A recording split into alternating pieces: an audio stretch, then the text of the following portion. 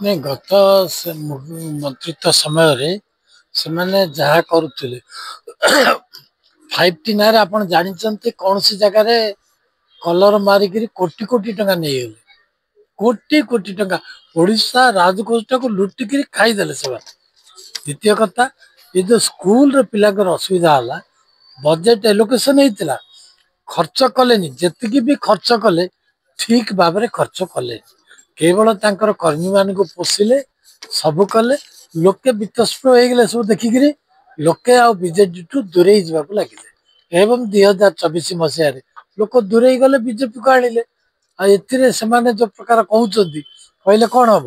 CAG ରିପୋର୍ଟରେ clear ଲେଖା ହେଇଛି ଯେ ଏମାନଙ୍କର ବଜେଟ୍ ଏଲୋକେସନ୍ ଯାହା ହଉଥିଲା, ଏକ ଖର୍ଚ୍ଚ କରିପାରୁନଥିଲେ, ଦ୍ୱିତୀୟରେ ଯାହା ଖର୍ଚ୍ଚ କରୁଥିଲେ ତାହା ବି ଠିକ୍ ଭାବରେ କାମ ହଉନଥିଲା।